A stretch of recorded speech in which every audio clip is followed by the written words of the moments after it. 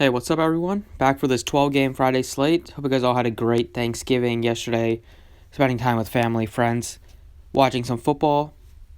There were no NBA games yesterday, obviously, so looking to get back to it tonight. So let's get into it. You can drop a like down below and subscribe if you haven't already. Starting off here at point guard, you got the top two expensive guys you would expect, Luka and LeBron.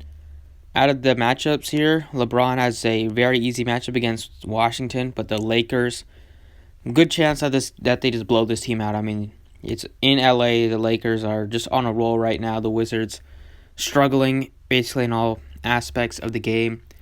I don't like to project blowouts, but this could definitely be a spot where LeBron doesn't have to exert his full amount of energy and full amount of play in 36 minutes. Like, he could easily play like high 20s in this game. Trae Young at 95 against the Pacers. I think that's viable. His price tag has come down a little bit. He's still be able to pay off his salary. He's been having a pretty solid year, just because without Collins, he's having to carry a lot more of the offensive load. Him and Parker are really carrying the offensive load, and then every once in a while you get some games from some of the wings. I like the price tag on Damian Lillard. 8,700 is still too cheap. It was a blowout against OKC. The last couple games have been blowouts. Maybe that's the Carmelo Anthony effect, but. At 8,700 against Chicago, this game happens to stay close, and we see the 38 to 40 minutes out of Lillard, he will definitely be able to smash at this salary. The guys that I like are Drew Holiday, 7,800. He finally looks like he's back to his normal self. His last week or 2 weeks, he's been great. Back to the consistent player that we've all known to love over the last couple years. Especially last season, one of the most consistent pay-up options at the guard position. Without Lonzo again, he's been already ruled out, so he should have the ball in his hands the entire game, be able to facilitate the offense. Coming off a 12-assist game, played 40 minutes, plays a ton of minutes, really good with the defensive stats, averaging over 2 steals per game, leading the league in deflections. Against OKC, this matchup, solid. Here they play decent in pace. They're not great defensively, middle of the pack, and I'm expecting a pretty close game here. Both teams kind of match up well with one another, and neither one is very good defensively. So if we get good minutes out of Holiday, which I do expect, then you should be able to pay off a $7,800 price tag without Lonzo. At shooting guard, I like Beals. If he's gonna have to go off to keep his Wizards in it, like I said, I'm not in love with that. The Lakers are really good defensively. Kawhi heading back to San Antonio could be interesting if you're into narratives. I think this range has quite a bit of options. Donovan Mitchell, 7,800 against Memphis. Memphis Grizzlies play one of the fastest paces in the league. We've seen Mitchell just put up a ton of points in some of these fast-paced games, like 55 against the Pelicans, 54 against this same Memphis team on 9 of 21 shooting. So it's going to be... I like Donovan Mitchell a lot. At this price tag, I think he can really go off. So out of those three, he'll be my favorite, followed by Van Fleet and McCollum. Don't mind DeRozan, although the matchup is tough against the Clippers team. I think Zach LaVine is interesting at 7,000 just because he's a little up and down, but ever since he got into that spat with his coach, he's been playing a lot better. He's had 2 of his best games in the 3 games that followed that incident.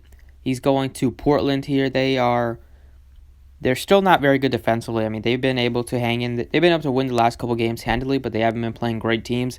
Not that the Bulls are a very good team, but I still think that this team can still get exposed by quality opponents and quality players. And Zach LaVine has been shooting the ball really well, just taking a ton of shots in some of these games, especially from 3-point range. At this price tag, we've seen him just crush. I don't mind going to him at just 7,000. Definitely have some value on the slate. The Sixers are going to be missing Josh Richardson and Al Horford, so 40% of their starting lineup's going to be out.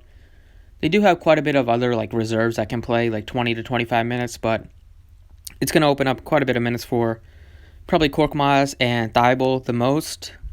I like Thibault quite a bit. He's min price on Draftkings. Dual positional eligibility is always appealing.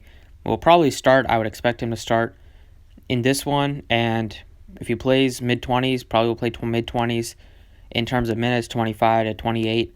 Can pay off a mid-price salary without really doing much. He's a great defensive player. Can shoot the three a little bit. And just playing minutes, he'll run into rebounds, assists, all the peripherals. So probably one of the better value plays on the slate. As of now, I mean, can't get any cheaper than min price. Over at power forward, I like Jabari Parker. 6,200 for Parker. He's definitely been playing good basketball ever since Collins been out. Whenever he gets some minutes, he's productive. He had a couple games where he didn't get a ton of minutes against Milwaukee, Detroit, Toronto, but the last couple games looks like he's back to getting his full amount of minutes. 34 and 37 in the last two games. Price tag is down here. He's gone from being 73 7K down to 6,200 against the Pacers. I know the Pacers are good defensively, but still, I like this price tag on Parker. He can pay it off without doing much at just 6,200. Another guy you can consider is Tobias Harris here without Josh Richardson, without Horford. We'll probably have to play power forward. We'll get more rebounding opportunities. Still at a very favorable price tag at 6,400. And then over at center, I like Embiid. Embiid at 9,000. He is finally had a big game this year. It's been a while since he's had that, since basically the beginning of the month. After coming off of a 0-point outing, put up 33 points. This matchup against the Knicks, I expect him to just crush. He's going to get more usage, more rebounding opportunities without Horford in there. And if the Knicks can keep it close and Embiid is able to play 32 to 34 minutes, then I should have no problem paying off a $9,000 salary. So definitely like Embiid with the Sixers missing a couple and still at a very favorable price tag. And then at forward, I like Tim Hardaway Jr., 4,600 against the Suns. Price tag is down here from 5K to 4,600, only a couple $100, but he's jumped into the starting lineup the last couple games, and so his minutes are going up, but the price tag hasn't really gone up that much at 4,600. He's definitely an up-and-down player, but if his shot's falling, he can have one of those GPP winning type scores. The matchup against the Suns, I don't mind it here. They are not great defensively. They do give up some three-point shooting, and even though they're healthy now with Baines and Rubio, I think this game can still be close because the Suns have been playing good basketball, at least when they're all healthy over the last couple games. But without Rubio, they struggled a little bit, and with Baines back, that should be able to solidify some of the rebounding issues. But at 4,600 for Tim Hardaway, definitely like that price tag and the upside that it brings. And then two other value plays I like as of now is Isaiah Thomas is only 4,200. Price tag is definitely fair on him. He's not been playing great, but definitely can get up to like 25 to 29 minutes and way too cheap for a $4,200 salary. And then you could go Korkmaz here, 3,300 with the Sixers missing. You could look at Scott, 3,600. But I think Thybulle's probably my favorite out of that trio just because he's the cheapest. So that's what I'm liking right now for Draftkings. I'm sure more things will open up throughout the day. And then over on Fanduel, just running through the plays. Point guard here, I don't mind going Damian Lillard, 9,300. Definitely favorable. Really nicely priced here on Fanduel. He hasn't had to shoulder a lot offensively just with the blowouts the last couple games. But it looks like if he's recovered from his back injury, then his shooting will definitely improve. He struggled for a couple games, he definitely struggled with his shot. Probably due to that injury, and we know in close games he will play a ton of minutes. If this game happens to stay somewhat competitive and we get the full amount of minutes from Lillard, I should see no reason how he can't pay off of a $9,300 salary over on FanDuel. At shooting guard, I like Drew Holiday, 8,100. Same kind of reason I expressed on DraftKings. So cheap. Get those extra points for blocks and steals on FanDuel.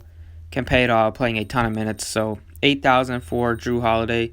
Super appealing. I also like Zach LaVine, 7,100. Just because he can put up a boatload of points in a hurry. The matchup is fine here against Portland. Still underpriced, especially on Fanduel at 71. I love Matisse Thybulle, 3,500. Way too cheap. Well, still min-priced on both sides. Going to keep good minutes. Known for his defense. Definitely like him on FanDuel as well with the more points you get for blocks and steals. And then last but not least, Jabari Parker is still interesting at 7,000 on FanDuel. He's definitely a little bit more expensive than Draftkings, but that's what you would expect. As long as he sees minutes, I see no reason how he can't pay off the salary. Just because he's gonna, FanDuel also power forward is kind of ugly on FanDuel today.